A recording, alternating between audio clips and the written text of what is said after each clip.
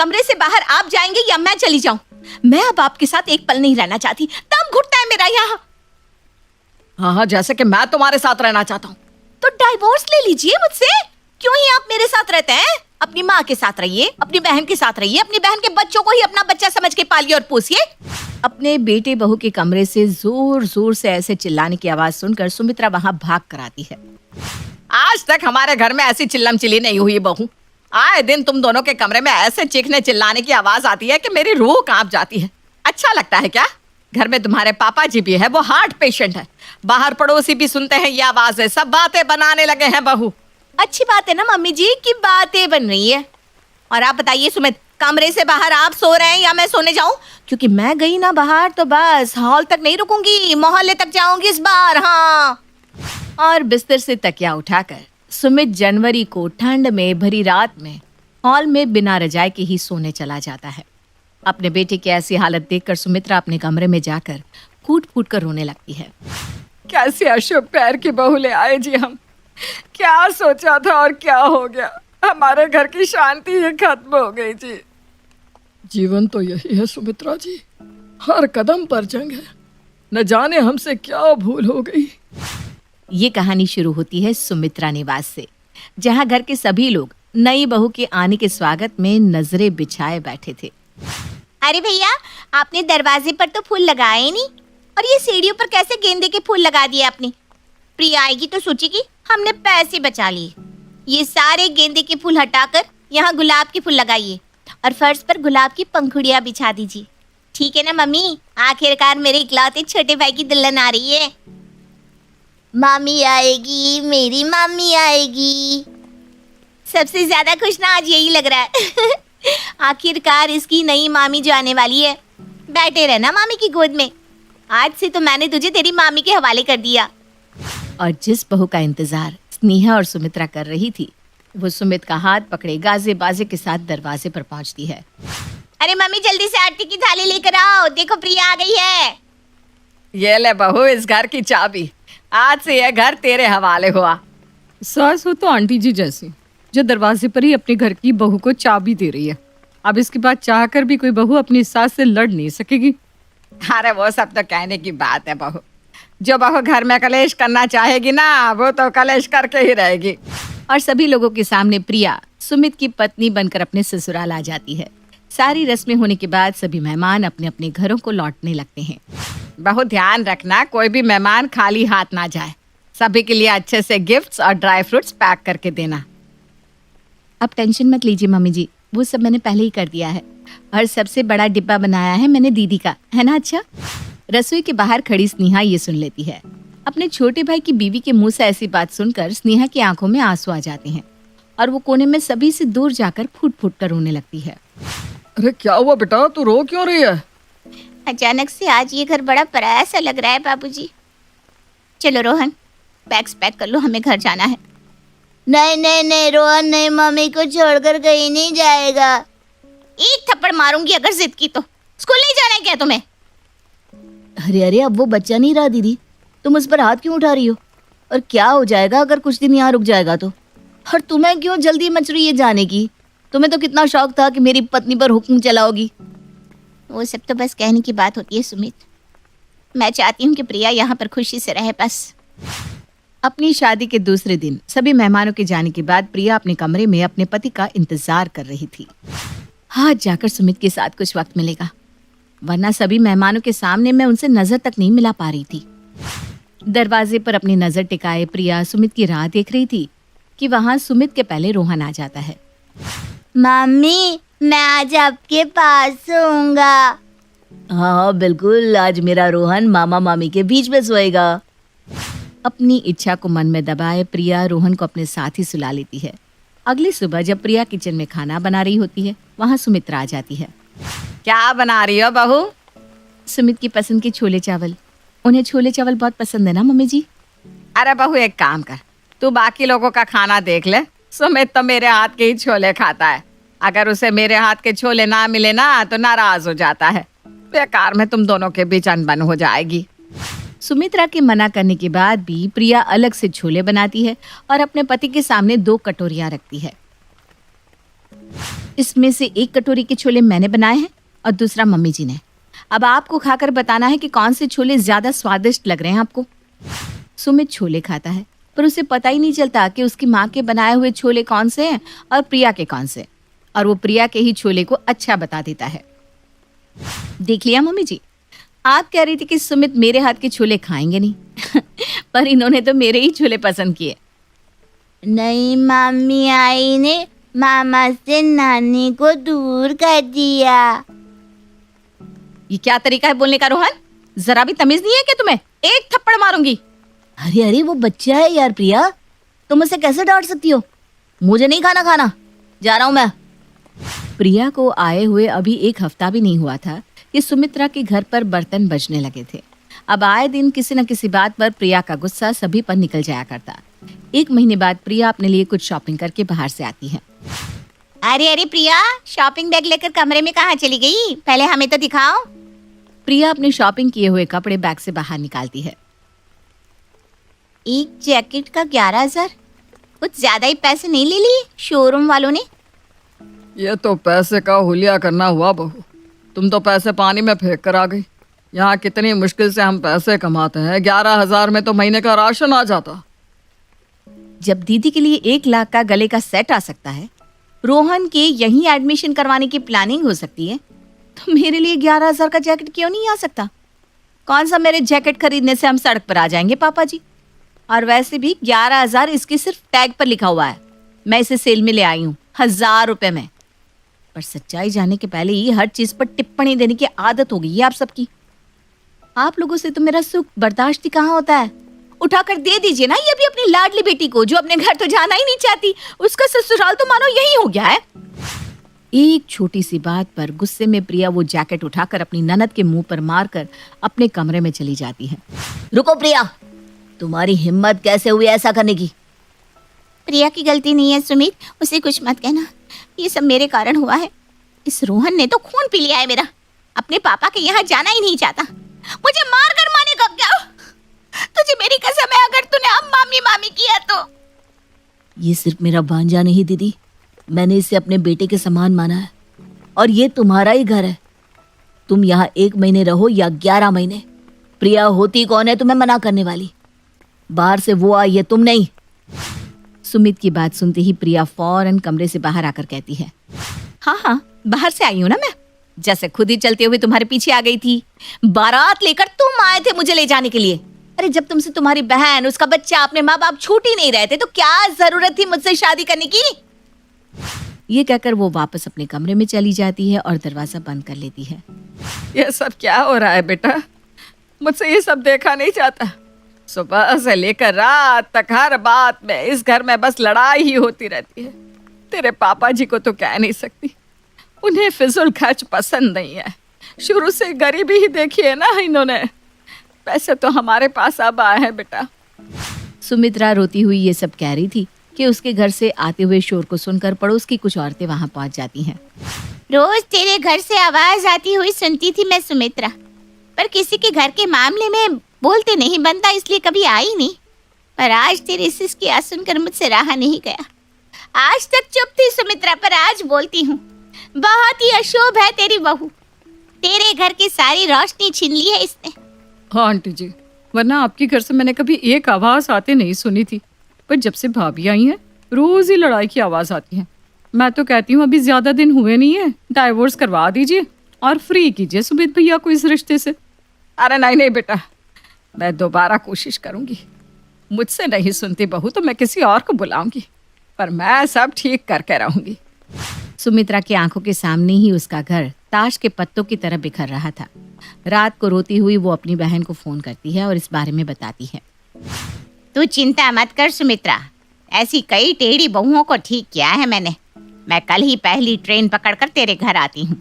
और अगली सुबह ठीक 9 बजे ही शकुंतला सुमित्रा के घर पहुंच जाती है, जहाँ सबको ऐसा लग रहा था कि प्रिया शकुंतला के साथ भी बुरा व्यवहार करेगी, पर वो ऐसा कुछ नहीं करती।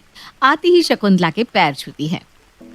आइए बैठे मौसी जी, मैं अभी आपके लिए चाय बनाकर लाती हूँ। इसी बहू के लिए ये सब कह रहे थे कि बहू ने परेशान करके रख दिया है, पर यहाँ तो ऐसा लगता नहीं।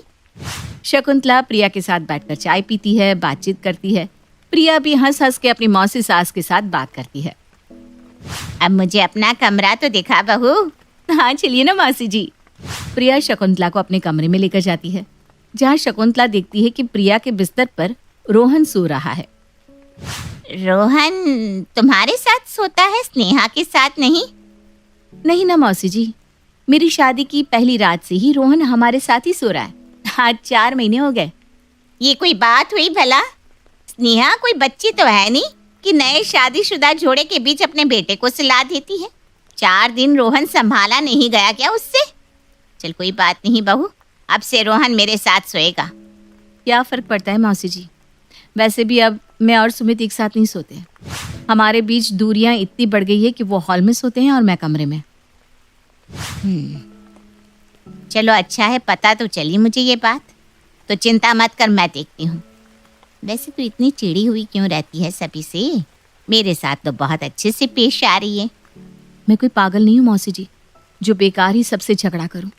ऐसा जरूर कुछ हो रहा होगा ना इस घर में जो गलत होगा, पर खैर अब क्या फर्क पड़ता है। मैं अब इस आदमी के साथ रहना ही नहीं चाहती। शकुंतला 24 घंटे अपनी पैनी नजर सबकी बातचीत पर रखती है। रात को जब सुमित अपने काम से वापस लौटता है तो शकुंतला उसे समझाकर प्रिया के कमरे में जाने को कहती है। चलो ये तो गया अपनी बीवी के पास। अब दोनों मियाँ बीवी आराम से साथ बैठकर सारा मैटर सॉल्व करेंगे। वैसे ठंड बहुत हो गई है, स्नेहा को चाय बनाने को कहती हूँ। जैसे ही शकुंतला स्नेहा के कमरे के बाहर पहुंचती है। नहीं मम्मी, मुझे मामी के पास नहीं सोना, मुझे आपके पास सोना है। एक थप्पड़ मारूंगी ना, कहा ना अपनी मामी के कमरे में जाओ और जिद करो, मामू मैं आपके पास ही सोऊंगा। जा रोहन, मेरा अच्छा बेटा है ना तू। नहीं, मेरी नहीं मान रहा है ना, अभी तेरे पापा को कॉल लगाती हूँ। स्नेहा अपने पति को कॉल लगाती है। आप ही समझाइए ना इसे, कितनी मुश्किलों से मैंने सुमित और प्रिया के बीच के रिश्ते को इतना खराब किया है कि किसी भी वक्त उनका डिवोर्स हो सकता है। पर पता नहीं कहाँ से ये मौसी बीच में आ गई। उनके रहते मैं प्रिया के पास जा भी नहीं पा रही, तो कैसे उसके कान भरूं? क्या करूं जिससे वो झगड़ा करने पर मजबूर हो जाए? ऊपर से उन्होंने सुमित को प्रिया के कमरे में भेज दिया। इन दोनों को ना एक साथ समय नहीं मिलना चाहिए। अरे कोई बच्चा हो गया तो सारी की सारी प्रॉपर्टी हमारे हाथ से चली जाएगी। पर ये रोहन समझता ही नहीं।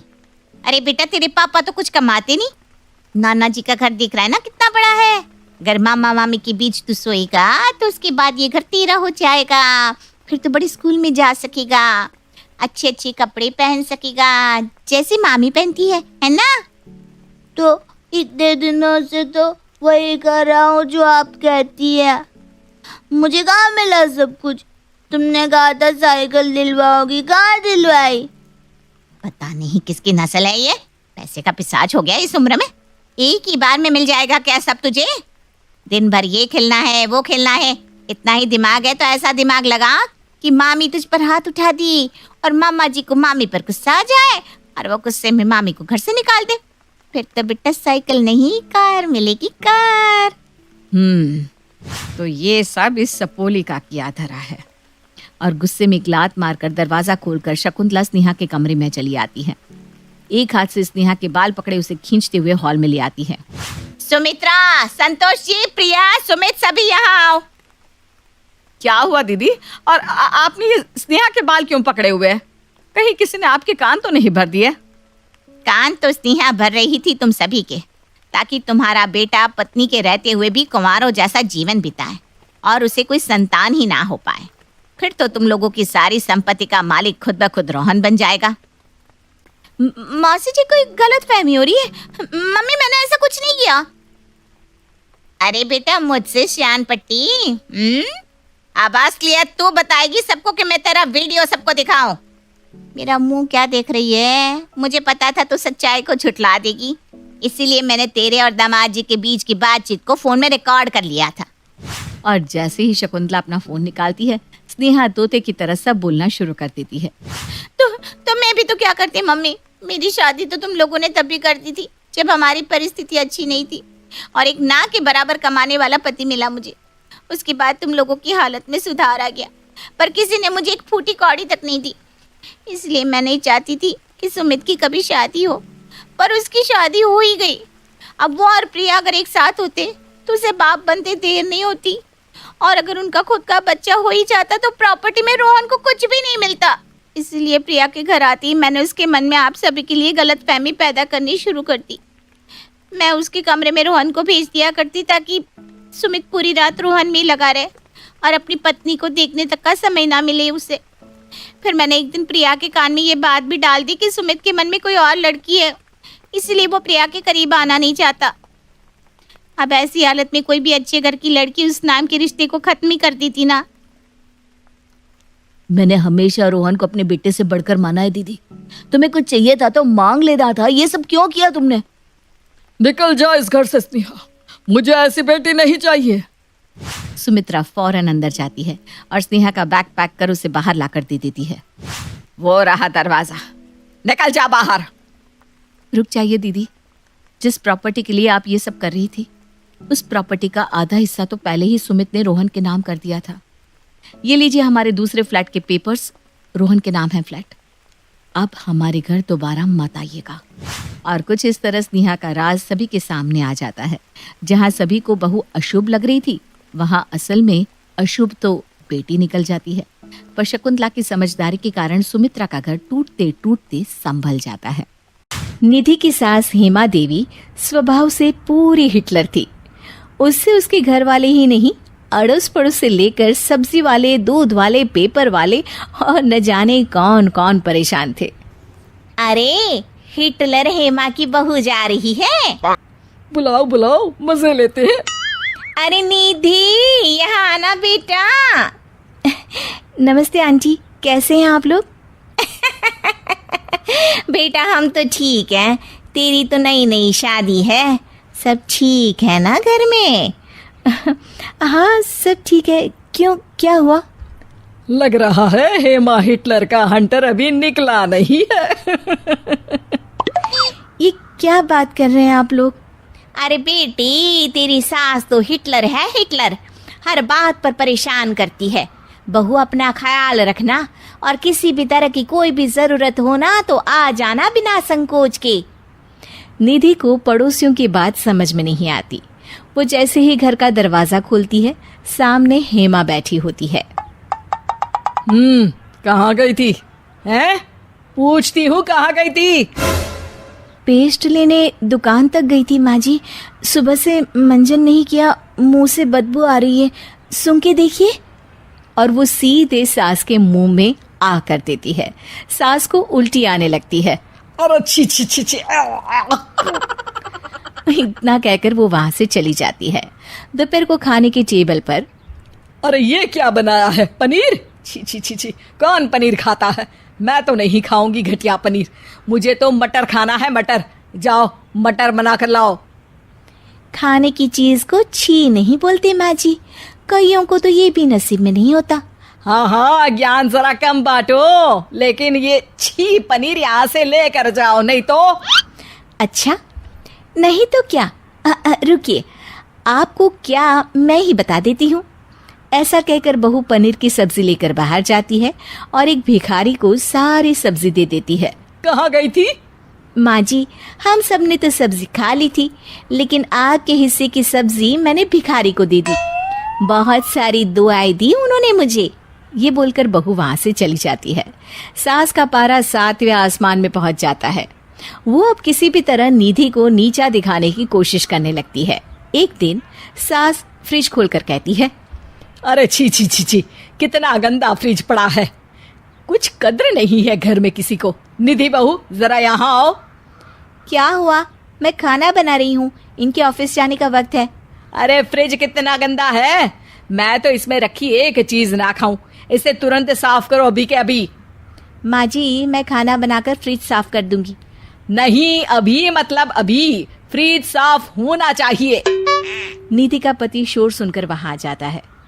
क्या हो रहा है यहाँ? और निधि आज खाना देने का विचार नहीं है क्या?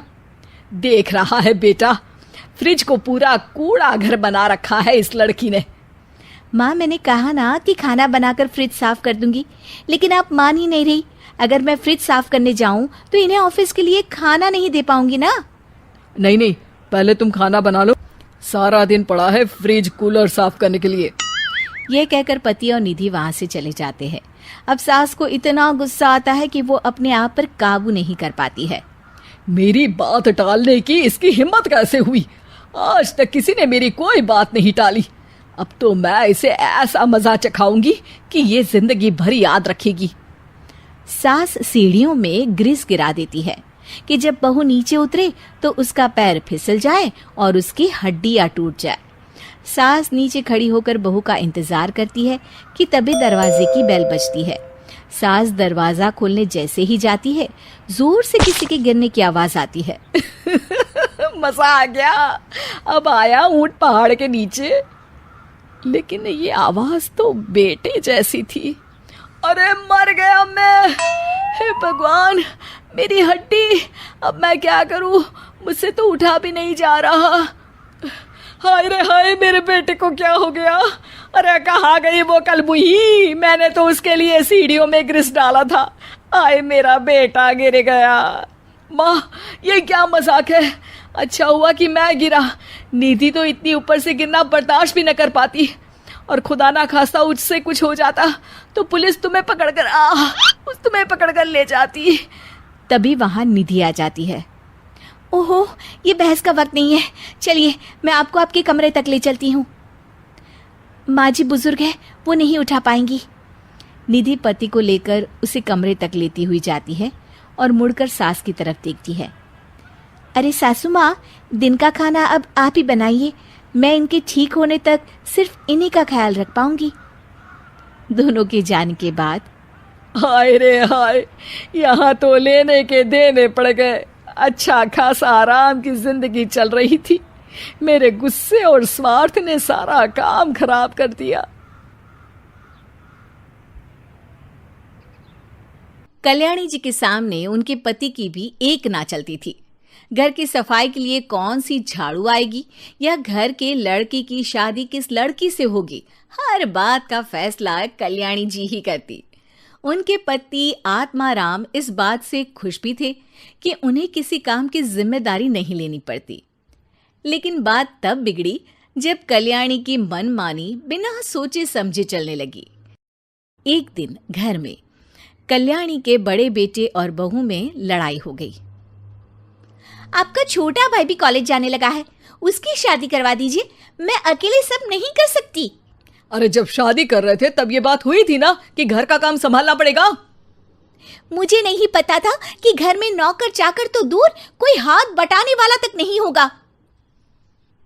नौकर नहीं लगवा सकते। माँ को पसंद नहीं कि घर वालों के अलावा कोई और घर में घुसे और चीजों को हाथ तक लगाए।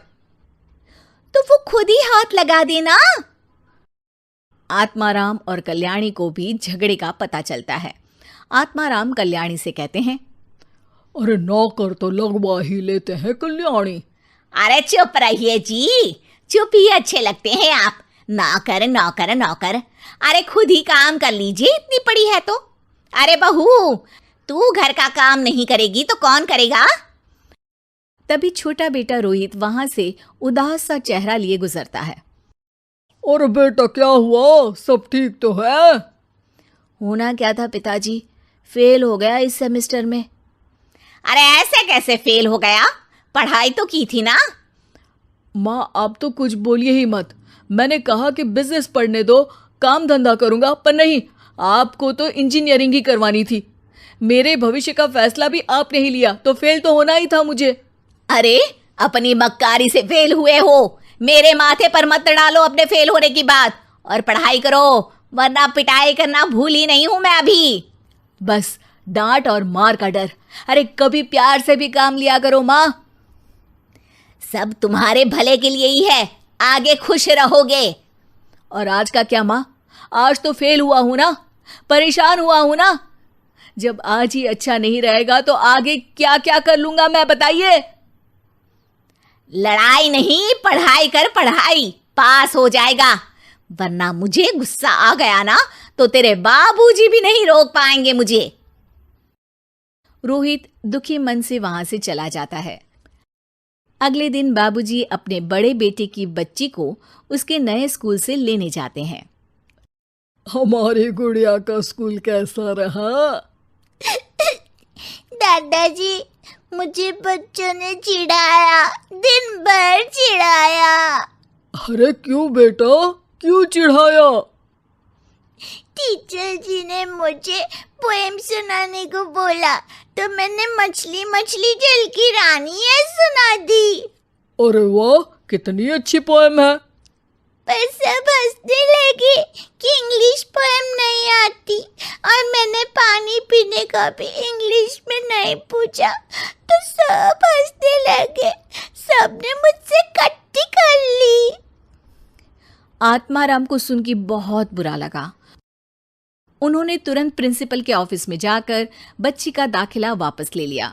घर पहुंचकर आत्माराम जोर से चिल्लाने लगे, कल्याणी, कल्याणी बाहर आओ। इतना जोर से बाबूजी कभी नहीं चीखे थे। रोहित, बड़ा बेटा और बहू भी एक साथ आ गए बाहर। अरे क्या हुआ, क्यों चिल्ला रहे हो? रितु वापस अपने पुराने स्कूल जाएगी। तुम्हारी मर्जी के कारण इंग्लिश मीडियम में दाखिला करवाया था, मगर वहां बेचारी छोटी सी जान का एक दोस्त तक नहीं है। अरे दोस्ती करने गई है या पढ़ाई करने? अरे बच्ची है, दोस्त नहीं होंगे तो अकेले उदास रहेगी, हताश रहेगी। और स्कूली पढ़ाई से ज्यादा चीजें हमारे दोस्त ही सिखाते हैं हमें। अरे भाई, हुआ क्या है? रितु को सब इसलिए चिढ़ाते हैं क्योंकि वो इंग्लिश में पोएम नहीं बोल पाती, उससे कोई बात तक नहीं करता। हाँ, सबने मुझसे कट्टी कर ली है। अरे चुप कर रीतू, नन्ही सी जान की लंबी सी जुबान। बच्ची पे मत चिल्लाना, हमेशा तुम अपनी मन मर्जी चलाती रहती हो। मुझे लगा अच्छा है घर में अनुशासन रहेगा, मगर बड़े बेटे और बहू में लड़ाई होती रहती है क्योंकि तुमने अपनी मर्जी से शादी करवाई। छोटा बेटा पढ़ाई में मन नहीं लगा पाता क्योंकि तुमने उसको अपनी मर्जी से इंजीनियरिंग करवा दी। मगर जब बात रितु पर आई है तो अब तुम्हारी मन मर्जी नहीं चलेगी। अच्छा, क्या कर लेंगे आप? क्या कर लूंगा? शाम तक घर में एक नौकर होगा।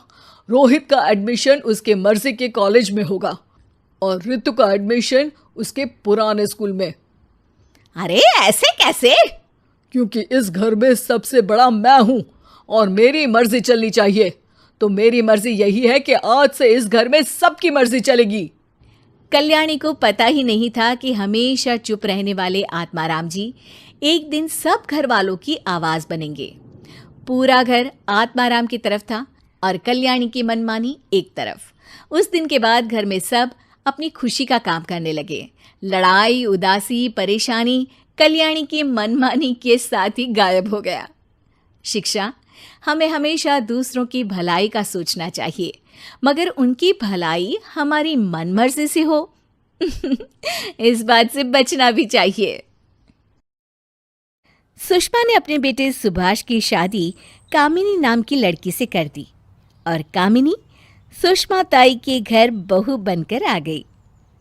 आओ आओ बहू, तुम्हारा स्वागत है। भगवान करे तुम्हारे शुभ कदम मेरे घर को धन दौलत से भर दे।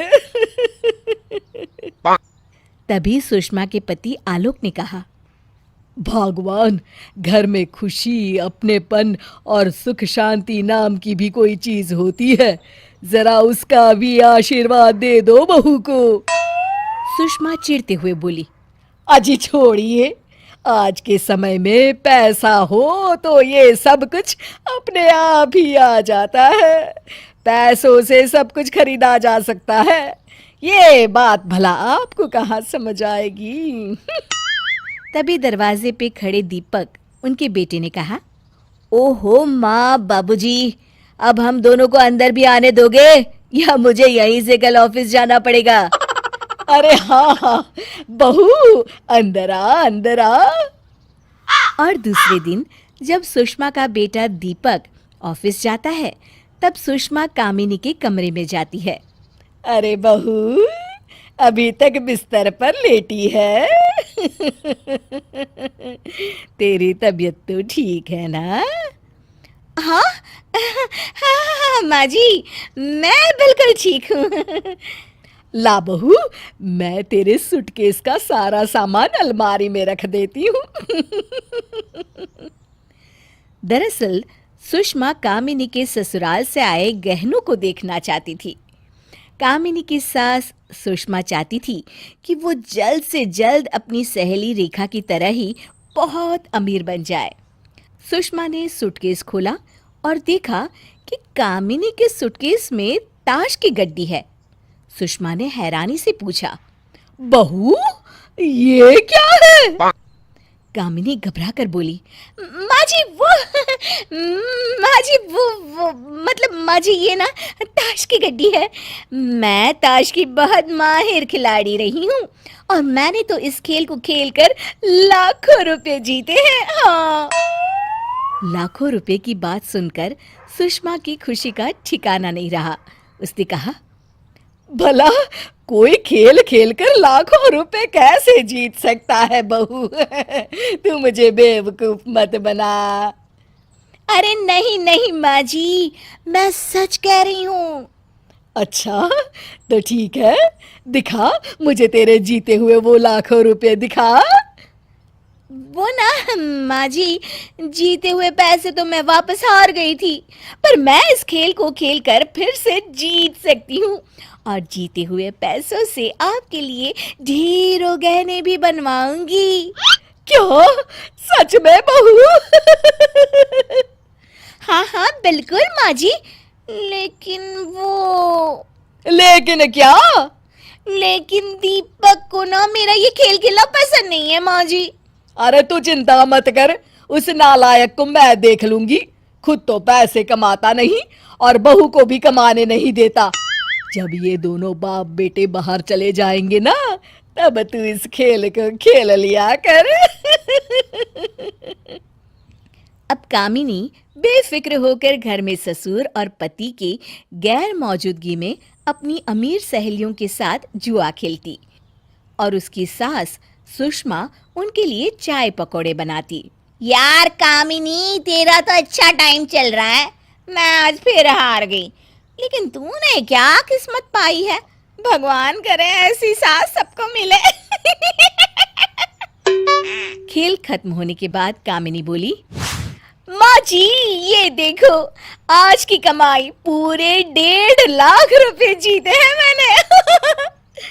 अरे वाह बहू, वाह वाह वाह वाह, जीती रहे जीती रहे। मेरे नालायक बेटे और पति ने तो कभी इतना पैसा नहीं कमाया। अब कामिनी रोज घर में जुआ खेलती और खूब पैसे जीतती और धीरे धीरे घर में महंगे महंगे फर्नीचर और सामान भी आने लगे। ये देखकर दीपक को शक हुआ। एक दिन सुषमा बोली, बहू, कल मैंने अपनी सहेली रेखा को इस खेल के लिए बुलाया है। तू एक बार उसे हरा दे बस। वो ना अपनी अमीरी का बहुत दिखावा करती है। हाँ। अगले दिन रेखा जुआ खेलने कामिनी के घर आई। सुषमा ने अपनी बहू को जुआ खेलने से पहले दही शक्कर खिलाया और पत्तों का खेल शुरू हो गया। देखते ही देखते कामिनी ने रेखा को बिल्कुल कंगाल कर दिया। रेखा अपने कीमती जेवर, कंगन और ढेरों पैसे हार गई। देखा रेखा, मेरी बहू को कोई नहीं हरा सकता। अरे इतना घमंड करना भी ठीक नहीं सुषमा, ये तो खेल है, कभी हार तो कभी जीत। लेकिन ज्यादा खुश मत हो, कल मैं दोबारा आऊंगी अपनी सहेलियों के साथ और आर पार का खेल होगा, फिर देखती हूँ। रेखा चली जाती है। तभी दरवाजे पर खड़ा दीपक अपनी पत्नी और माँ की इस जुए की बुरी आदत के बारे में सब कुछ जान जाता है। अगले दिन रेखा अपनी दोस्त सिमरन के साथ आती है। तो सुषमा, कहाँ है तुम्हारी बहू? ये देखो, मैं अपने घर के कागजात तक लाई हूँ। आज तो मैं सब कुछ दांव पर लगाने के लिए तैयार हूँ। आज मेरी तरफ से मेरी दोस्त सिमरन खेलेगी। बहू, ये ले मेरे घर के भी सारे कागजात और खेल शुरू कर। लालची सुषमा अपना सब कुछ दांव पर लगा देती है और जब सिमरन अपने पत्ते खोलती है तो गजब हो जाता है। कामिनी सब कुछ हार चुकी थी और ये देख सुषमा और कामिनी अपना सर पीटने लगते हैं। हे भगवान, अब मैं क्या करूं? मैं तो लुट गई, बर्बाद हो गई। अरे इस करमचली ने तो मुझे कहीं का नहीं छोड़ा। आज के बाद मैं कभी ये मनहूस खेल नहीं खेलूंगी। मैंने कहा था ना सुषमा, इतना घमंड और लालच ठीक नहीं। तभी वहां दीपक आता है और कहता है, माँ चलो अच्छा हुआ तुम्हें समझ में आया कि ये खेल मनहूस है। चिंता मत करो, हम बर्बाद नहीं हुए हैं। रेखा आंटी और मैंने मिलकर ये नाटक किया आप दोनों को सबक सिखाने के लिए। दरअसल ये कागजात नकली है। ये सुनकर सभी हंसने लगते हैं और कामिनी और सुषमा को अपनी भूल का एहसास होता है। अरे ओ देसी गवार, कहाँ रह गई? आज नाश्ता मिलेगा भी कि नहीं? काश मैं भी विमला की तरह अमेरिकन बहू लाती। इस गवार ने तो मेरा जीना हराम कर दिया है। माँ जी, अगर मैं देसी हूँ तो आप कौन सी मैम हो? जब से विमला मौसी के बेटे की शादी हुई है, आप एक मौका नहीं छोड़ती मुझे ताने मारने का। अरे ताना न मारू तो क्या तेरी आरती उतारूं? विमला अपनी बहू की तारीफ करते नहीं थकती। अमेरिका रिटर्न बहू जो मिली है उसे। अमेरिका में 4 साल पढ़ाई कर लेने से कोई अमेरिकन नहीं हो जाता, समझिए आप। क्या माँ, सुबह सुबह शुरू हो गई तू मैं। तुम्हें आखिर प्रॉब्लम क्या है राधा से? एक काम करो, कुछ दिन तुम विमला मौसी के यहाँ रहने चली जाओ। उनकी डॉलर बहू के रहन सहन को देख भी लेना और बाद में यहाँ आकर अपनी देसी बहू को ट्रेन भी कर लेना। क्या ट्रेन कर लेना? मैं क्या कोई सर्कस का शेर हूँ जो मुझे ट्रेन करेंगी हैं? गायत्री कुछ दिन विमला के यहाँ रहने चली जाती हैं। आओ आओ गायत्री, नाश्ता कर लेते हैं। मेरी बहू ने गर्मा गर्म नाश्ता तैयार किया है। हाँ हाँ चलो बहन, बड़ी भूख लगी है। ये क्या, सिर्फ ब्रेड टोस्ट? अरे बहू को रोज सवेरे जॉगिंग पे जाना होता है, फिर भी बेचारी नाश्ता बना कर जाती है। गायत्री मन में सोचती है, ओहो, कहाँ फंस गए? कहाँ राधा के बने स्वादिष्ट आलू पराठे और कहाँ ये सूखे टोस्ट। अरे चलो कोई नहीं, अभी सिर्फ चाय पी लेती हूँ, दोपहर में अच्छे से खाना खा लूंगी। नाश्ता करके दोनों मंदिर चली जाती हैं। वहाँ गायत्री देखती हैं कि विमला हर किसी के आगे अपनी बहू की तारीफ करते नहीं थकती। गायत्री मन में सोचती है, बंदर क्या जाने अदरक का स्वाद। घर लौटकर गायत्री टीवी चालू करती है। अरे विमला, ये क्या, तुम्हारे यहाँ तो एक भी ढंग का चैनल नहीं है। तब विमला की बहू बोल पड़ती है, हाँ जी, दरअसल मैं नहीं चाहती कि दिन भर मॉम टीवी देखकर अपनी आंखें खराब करे, इसलिए ना बस कुछ गिने चुने चैनल ही रखे हैं हमने, है ना मॉम? हाँ हाँ गायत्री, बहू को मेरी बड़ी चिंता है। अरे गोली मारो ऐसी चिंता को। दोपहर के खाने के समय, चलो गायत्री, खाना लग चुका है। ओहो, लगता है तुम्हारी बहू खाने में नमक मिर्च डालना ही भूल गई है। गायत्री, बहू कहती है कि इस उम्र में ज्यादा नमक जहर का काम करता है। अरे कोई बात नहीं, मुझे तो जहर ही पसंद है। मैं तो ऊपर से जहर छिड़क कर खाना खाऊंगी। खाने की कुछ देर बाद विमला और गायत्री कमरे में आराम करने जाती हैं। थोड़ी देर में जैसे ही गायत्री की आंख लगती है, जोर जोर से म्यूजिक की आवाज आती है। गायत्री चौंक कर उठ जाती है। हे भगवान, ये कैसा शोर? मेरी बहू अपनी सेहत का खूब ख्याल रखती है, अभी उसकी जुम्बा की क्लास चल रही है। गायत्री मन ही मन कोसती है, बेड़ा गर्क हुआ ऐसी क्लास का। आज सुबह से भरपेट खाना नसीब नहीं हुआ और अब आराम भी हराम हो गया। अरे मॉम, आंटी, उठ गई आप? बाजार से कुछ सामान लाना था। लिस्ट बना देती हूँ मैं, वॉक पर जाते हुए ले आइएगा। वॉक? अब ये क्या भला है? अरे गायत्री, बहू कहती है इस उम्र में ज्यादा खाली बैठना अच्छा नहीं, हमें एक्टिव रहना चाहिए, इससे ना सेहत बनी रहती है। अरे आग लगे ऐसी सेहत को, मैं तो कल ही अपने घर वापस जा रही हूँ। अरे माँ, क्या हुआ? तुम तो एक ही दिन में लौट आई। थोड़े दिन रहती तो वहाँ राधा को अच्छे से ट्रेन करना सीख जाती। अरे खबरदार जो मेरी बहू के लिए ऐसी वैसी बात कही। मेरी बहू तो लाखों में एक है, उसके जैसा गुणी तो कोई नहीं। हाँ, ये क्या, भूत के मुंह से राम नाम। माँ जी, आप ठीक तो है ना? हाँ बहू, अब ना मैं बिल्कुल ठीक हूँ। मेरी आंखों पर लगा अमेरिकन चश्मा अब हट चुका है। मेरा प्लान कामयाब रहा।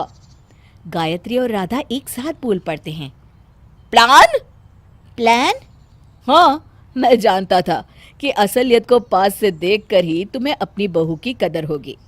यहाँ राधा को भी तुम्हारी कमी खूब खटकी माँ। हाँ माँ जी, आपके बिना ना घर सूना सा लगता था। हाँ बहू, मुझे भी तेरी खूब याद आई। तू तो मेरा खरा सोना है बहू। शिक्षा, दूसरों की देखा देखी नहीं करनी चाहिए, क्योंकि हर चमकने वाली चीज सोना नहीं होती।